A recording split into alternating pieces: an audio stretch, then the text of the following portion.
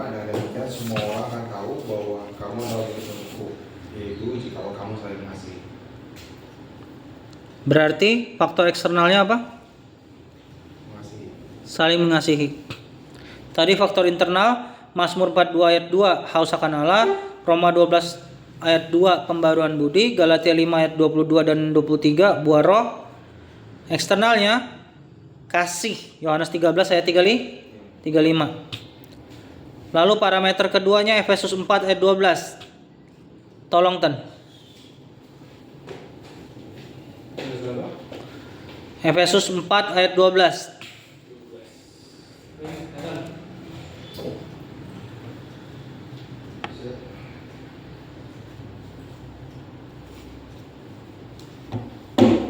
Efesus 4 ayat 12. Mhm. Untuk memperlengkapi apapun kudus bagi pekerjaan pelayanan bagi pembangunan tubuh Kristus. Iya. Pelayanan membangun tubuh Kristus atau membangun gereja sendiri? Halo? Pelayanan membangun tubuh Kristus atau membangun gereja sendiri? Waspada ya. Ngerti nggak? Bukankah gereja-gereja itu harusnya bersinergi, saling tolong penolong? Pembenaran bahasa gereja itu tubuh Kristus. Tubuh Kristus mana? Kelingking bisa menyakiti telunjuk. Tangan kanan menyakiti tangan kiri menyakiti tangan kanan. Atau kaki direndahkan oleh tangan atau kepala. Kepalanya kan Kristus kan? Koko pernah salah masuk komunitas. Niat Koko nanya tentang cara menggunakan TikTok. Tapi Koko dihakimi. Koko bilang, loh, nggak peduli dia Kristen Protestan atau Kristen Katolik, Koko bilang. Apa tujuan kita jadi Kristen? Apa tujuan kita ikut Kristus? Nggak bisa jawab. Mereka sibuk mempertanyakan. Emang tahu dari mana mimpimu, penglihatanmu seperti itu? Tahu dari mana itu benar?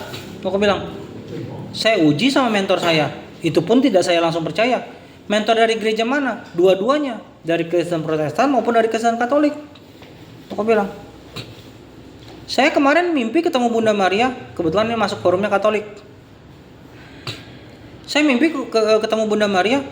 Bisa aja Bunda Maria itu setan. Dia bilang, dia mau nguji mancing. Aku bilang, oh ya itu mimpimu ya, bukan hak saya nguji. Aku bilang, masa percaya dengan satu mimpi doang? Enggak, saya minta tanda kedua kok. Ketemu sama hamba Tuhan yang memang di bidangnya okultisme. Ketemu tiga-tiganya, aku bilang. Pak Theodorus Tabaraka, Tony sama Eko Hidayat, aku bilang. Itu pun saya masih ragu walaupun dapat hal yang ini. Saya minta tanda pribadi lagi. Berapa kali loh aku minta tanda untuk bertobat. Untung Tuhan baik, jabanin terus. Terus aku tanya, esensi ikut Tuhan itu apa? Gak bisa jawab. Koko diserang bukan cuma 1 orang, 4-5 orang loh. Gila, di situ Koko baru tahu perjanjian baru yang bilang kayak gini. Bersiap sedialah mempertanggungjawabkan imanmu, bukan membela Tuhanmu ya. Mempertanggungjawabkan imanmu. Coba cari ayatnya di mana tuh? Bersiap sedialah mempertanggungjawabkan imanmu, bukan membela Tuhanmu ya. Jangan salah ngerti ya. Di perjanjian baru itu, kalau nggak salah suratnya Petrus ya. 1 Petrus 3:15. 1 Petrus 3 ayat 15. Bacakan dengan keras.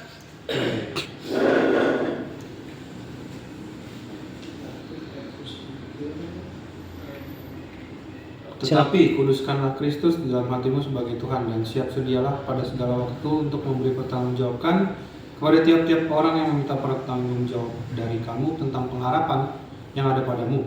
Tapi haruslah dengan lemah lembut dan hormat. pengharapan, ya kan? Mempertanggungjawabkan iman dengan apa? Buntutnya tadi? Lemah lembut dan hormat. Lemah lembut dan hormat. Itu Koko tuh emosi sudah, tapi Koko tahan untuk tetap jawabnya lemah lembut. Tapi Cici tahu Koko ngegerdek. Sampai Cici bilang, tidur, udah tidur, tinggal tidur. Ngegerdek sampai badan Koko dingin. Kenapa? Marah, mau meledak. Kok begini orang-orang ngakunya cinta Tuhan? Koko tanya, esensi ikut Kristus apa? Nggak bisa jawab.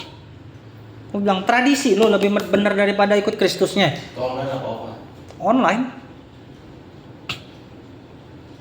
Aku bilang, kayak gini nih jadi Kristiani. Koko bilang, Koko sampai ngomong sama, apakah tangan kanan mau nyakitin tangan kiri nyakitin tangan kanan? Koko bilang, itu kan tubuh Kristus semua itu. Koko bilang, karena kepalanya adalah Kristus. Baca nggak sih perjanjian baru? Koko bilang, oh itu udah, rasanya menggebu-gebu untuk mempertahankan iman terhadap saudara seiman sendiri yang menyerang. Ngerti itu? Nah, makna dari eksternal dan internal tadi, ya. Paulus itu memakai metafora pertanian di mana dikatakan menanam, menyiram, dan ada kata kunci lainnya yaitu apa? Bertumbuh. Hal ini tuh menekankan apa sih? Perubahan itu adalah proses yang bersifat pasti progresif, berkembang. Ya. Terus apa? Berproses dan juga pasti bertahap. Sudah itu apa? Setelah bertahap, tantangan-tantangan itu pasti akan membuat proses itu berulang kan. Bukan berarti kita sudah berbuah roh kesabaran, berarti tidak ada level kedua, ketiga, dan keempat ya. Ngerti nggak? Mungkin di part ini kamu dulu nggak bisa sabar, lalu mulai bisa sabar di part ini, lalu tahu-tahu teruji lagi kesabaran kita. Oh ternyata kita masih harus naik level nih kesabaran kita. Nah itu pasti proses itu akan berulang. Nggak mungkin instan sekali di proses pengendalian diri akan selamanya pengendalian diri. Kalau Koko pribadi, Koko ada pengendalian diri di part ini gampang, di part lain ternyata belum. Ngerti nggak? Bukan berarti Koko ngomong ini sudah sempurna pengendalian diri Koko. Enggak loh. Koko nggak mau jadi pembohong. Ya.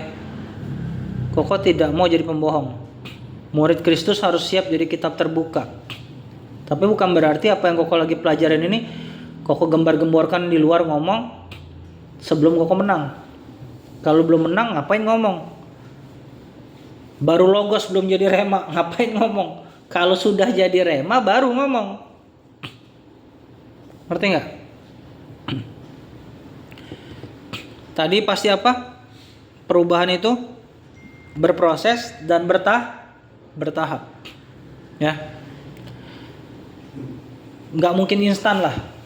Nggak mungkin instan. Bahkan kita tahu ya, mie instan aja dibuatnya tidak instan. Bener nggak? Mie instan aja dibuatnya nggak instan.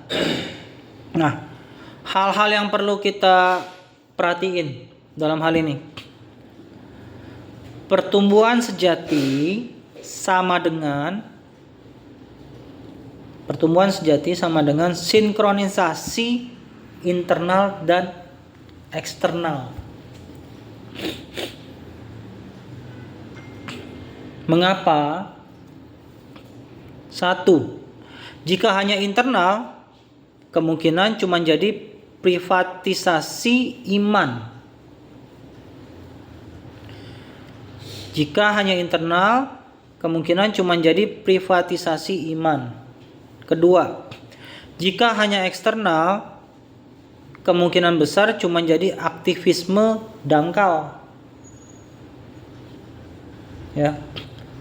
Itu mau nggak mau kalau cuman faktor eksternal biasanya akan teruji oleh waktu dan kondisi yang tahu-tahu muncul di depan mata memutuskan kita untuk melakukan yang benar atau tidak. Kayak contoh, dulu ada yang nanya Koko, Kalau ketemu 1M, lu apain? Koko nggak mau ngomong muluk-muluk. Kau bilang, kalau gue lagi dalam Tuhan bener-bener, gue tungguin sampai pemilik resminya datang. Kalau gue lagi nggak beres imannya, takutnya gue bawa pulang. Ngerti nggak? Koko pernah ketemu di ATM BCA, orang belum cabut kartunya, Koko tinggal pencet. Kalau mau tarik duit, lalu Koko bilang misalnya kesaksian, wah gue dapet berkat, enggak, nyolong. Itu nyolong. Tapi apa? Koko ejek kartunya keluar, Koko ambil, Koko kasih satpam. Pak, ini kartunya ketinggalan. Tapi ada kasus Koko ketemu di KTC, literally nih sama Cici waktu itu. Kita belum married ya saya. Waktu itu. Udah ya? Iya udah married ya kayaknya. Oh ya udah married. Di KTC waktu itu long time ago. Lama banget udah. Baru-baru married lah itu masih. Koko mau ngambil duit. Tahu-tahu pas Koko sudah mau ngambil duit, di sebelah itu duit 300.000 keluar. Koko ambil. Koko mikir kalau gua kasih satpam, hilang nih duit sama satpam. Ya enggak? Koko tungguin 2 jam.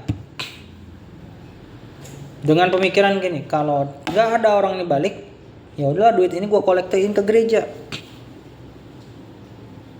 Ada nggak tantangan? Gue pakai juga boleh kali ya. Muncul loh, jangan pikir enggak. Ngerti nggak sih? Muncul loh pemikiran itu.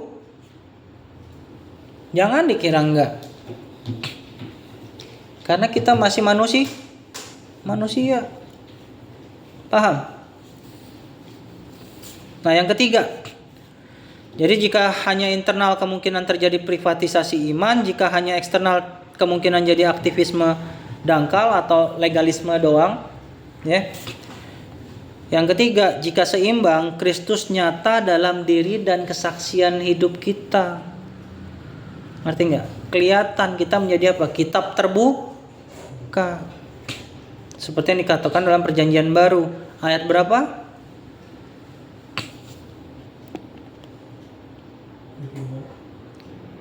Coba cari ayat berapa?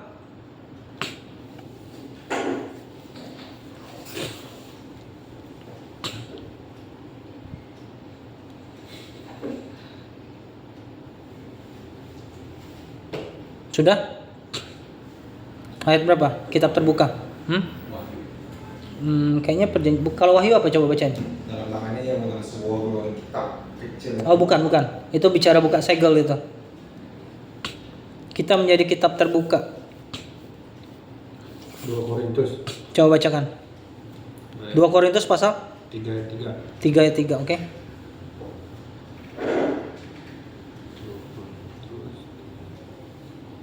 Karena ternyata bahwa kamu adalah surat Kristus yang ditulis oleh pelayan kami. Ditulis bukan dengan tinta tapi dengan roh dari Allah yang hidup, bukan pada loloh batu melainkan pada loloh daging, yaitu di dalam hati manusia. Benar itu. Terus Demikian besarnya keyakinan kami kepada Allah oleh Kristus. Lanjut. Dengan diri kami sendiri kami tidak sanggup untuk memperhitungkan sesuatu seolah-olah pekerjaan kami sendiri. Tidak, kesanggupan kami adalah pekerjaan Allah. Ialah membuat kami juga sanggup menjadi pelayan-pelayan dari suatu perjanjian baru yang tidak terdiri dari hukum yang tertulis tetapi dari roh. Sebab hukum yang tertulis mematikan tapi roh menghidupkan. kayaknya deket-deket situ deh. Pelayanan yang memimpin kepada kematian terukir dengan huruf pada loloh batu. Namun demikian kemuliaan Allah menyertainya waktu ia didirikan. Sebab sekalipun pudar juga, cahaya muka Musa begitu cemerlang, sehingga mata orang-orang Israel tidak tahan menatapnya. Sehingga pelayanan itu datang dengan kemuliaan yang demikian. Betapa lebih besarnya lagi kemuliaan yang menyertai pelayanan roh. Sebab jika pelayanan yang memimpin kepada pengumuman itu mulia, betapa lebih mulianya lagi pelayanan yang memimpin kepada kebenaran. Nah, ini Belum ya? belum. Kok? Coba cari aja kan. Pokoknya carilah nanti ya. Iya. Kita tuh menjadi surat ataupun kitab terbuka gitu ya. Nah, Kitab atau surat terbuka ya, pokoknya dilihat orang lah gitu. Nah, Yang 17 apa ya? coba. Sebab Tuhan adalah roh, dan di mana ada roh Allah di situ ada kemerdekaan, dan kita semua mencerminkan kemuliaan Tuhan dengan muka yang tidak berselubung. Dan karena kemuliaan itu datangnya dari Tuhan yang adalah roh, maka kita diubah menjadi serupa dengan gambarnya dalam kemuliaan yang semakin benar. Besar. Bukan juga. Bukan. Nanti lah coba cari ya. Nah, dua hal yang buat kita refleksi pribadi ya. Satu, apakah kita hanya rajin mendengar khotbah tapi malas menghidupi atau melakukan firman?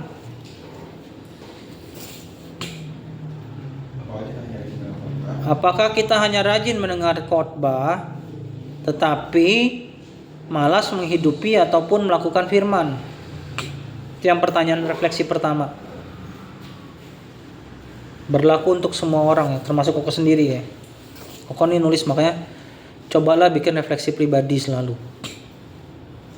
Kedua, apakah pelayanan kita benar-benar bersumber dari kasih atau sekedar rutinitas atau untuk menyenangkan leader atau orang-orang di sekitar kita doang? Apakah pelayanan kita benar-benar bersumber dari kasih atau sekedar rutinitas atau untuk menyenangkan leader kita doang di gereja atau di komunitas kita? Dilakukannya untuk apa tuh dasarnya? Karena ketika disuruh untuk pelayanan, kalian sukses di pelayanan juga Koko tidak akan dikenal untuk apa. Nggak guna kan kalau Koko nge-push. Apakah itu KPI Koko di hadapan gereja kalian di mana kalian tertanam? Tidak kan? Bener nggak? Apa keuntungan Koko? Nggak ada. Koko suruh kalian pelayanan di gereja supaya apa? Belajar ngadepin orang-orang aneh ataupun kondisi-kondisi yang tidak enak. Karena nanti kalian gede nanti pasti akan mau nggak mau akan menghadapi.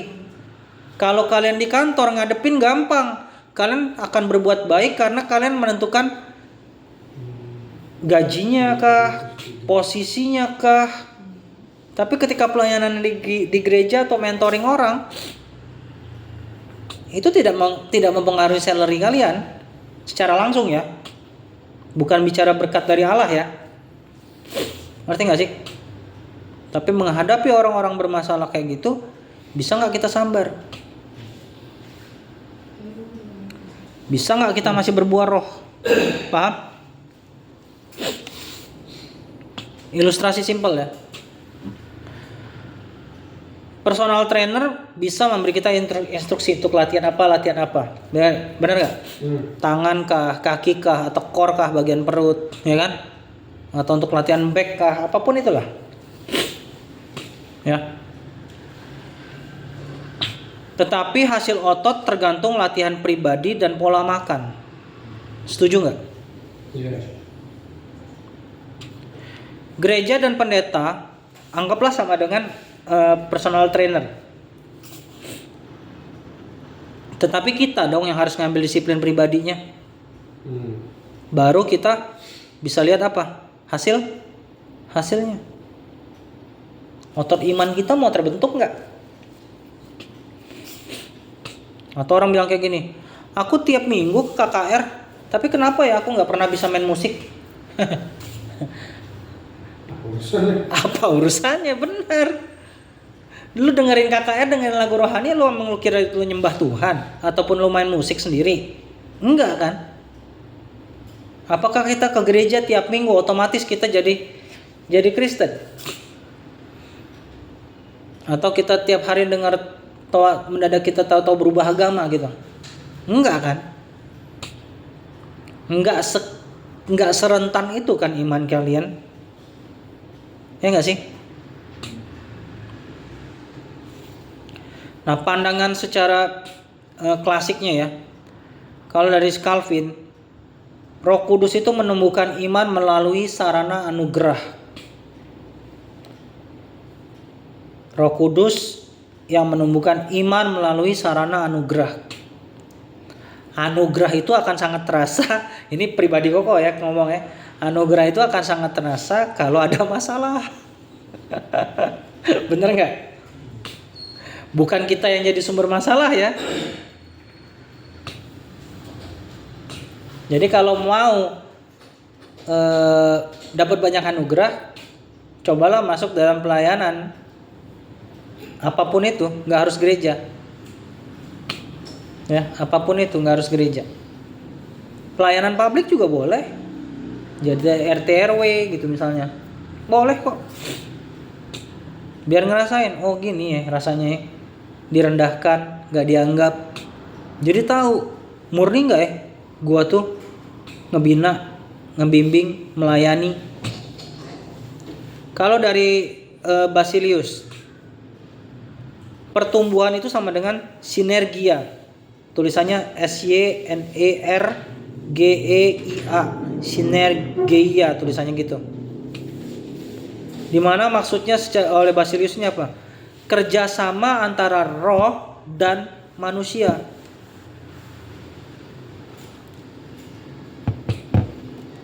Kalau menurut Bonhoeffer, dia ngomong seperti ini. Komunitas adalah Kristus yang hadir bagi sesama. Koko suka nih kata-kata Bonhoeffer. Komunitas adalah Kristus yang hadir bagi sesama. Coba kalau kita tidak berkomunitas,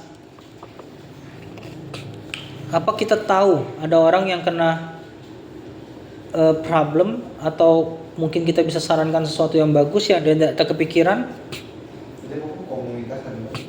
Komunitas adalah Kristus yang hadir bagi sesama. Tadi kan kalau ngomong di atas, komunitas adalah yang menyiram kan, memberikan support ataupun doa. Jadi kalau ada komunitas yang ngomong, yang mendoakan hanya boleh pemimpin saja, sesat.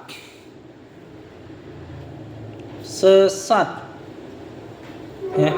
Contoh misalnya, oh kalau dalam komunitas ini rohani nggak boleh nih ngomong politik. Hey, lu nggak ngomong politik, nggak boleh ngomong politik. Lu nggak tahu lo keresahan yang harus kita doakan? Bener nggak? Kita nggak mawas karena seorang pendoa syafaat levelnya yang harus berjaga-jaga bagi kota dan bangsa dan negara, ya. Dia harus ikutin perkembangan dong, biar tahu Tuhan mau ngajarin apa dia buat berdoa. Kalau nggak dibahas, ya goblok. Dia pikir gerejanya adalah Tuhannya atau negaranya kali. No man.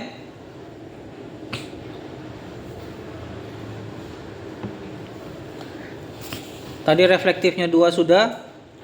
Nah, untuk journaling pribadinya ya. Coba tulisin sendiri masing-masing, ya. Bagian internal apa yang sudah sedang Tuhan ubah dalam diri kita. Dan kita sadar nggak, part ini Tuhan lagi mau ngajarin kita. Di bagian apa? Apa jangan-jangan Roh Kudus sudah stop ngajarin kita? Itu problem loh. Ngerti nggak? Kalau Roh Kudus sudah stop ngajarin kita, persoalannya kita yang menolak apa yang Roh Kudus sudah ajarkan, atau kita yang masa bodoh dengan Roh Kudus. Lalu bagian eksternal apa yang sudah orang lain lihat sebagai kesaksian kita. Makanya kita harus berani membuka diri. Gue perlu dikoreksi apa ya kira-kira ya. Nah, Koko bersyukur tadi Ulus berani ke psikolog tadi. Kenapa? Itu hitung-hitung membantu melihat dari perspektif yang berbeda. Ya. Koko sarankan jangan kalian nunggu bermasalah baru ke psikolog. Boleh loh, punya duit kan kalian untuk ke psikolog. Kalau buat main padel ataupun apa bisa ke psikolog, pakailah coba duit ke psikolog. Bagus kok. Ya, perlu loh. Ngerti nggak? Seperti yang pernah Koko ngomong, bagaimana mungkin orang aku ikut Kristus tapi ternyata tidak empatik sama orang. Aneh loh. Ngerti nggak? Sebuah analogi simpel juga ya. Oh, nggak usah lah ini.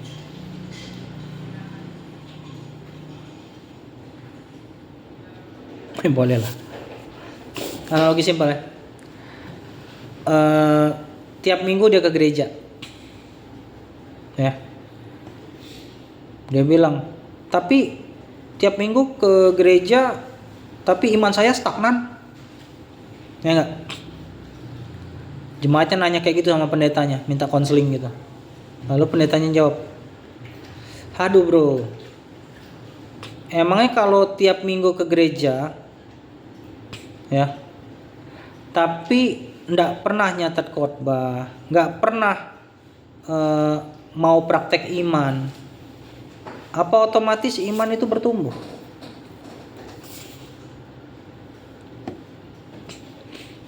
Ya nggak? Coba renungin.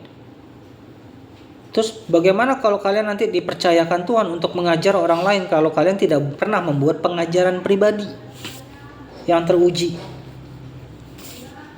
Koko tuh masih pengen loh tiap-tiap kalian tuh ditugaskan lagi kembali satu-satu gantian bagi firman gitu loh. Yang bersedia ngomong deh, aku mau bagi firman kok minggu depan. Seneng Koko. Mengajukan diri lah, jangan ditunjuk. Gantian.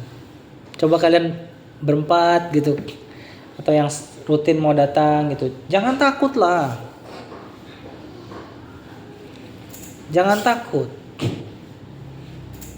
Ya, supaya apa? Supaya berkembang. Kalau enggak kritis kita itu kan mandek atau stuck di situ doang.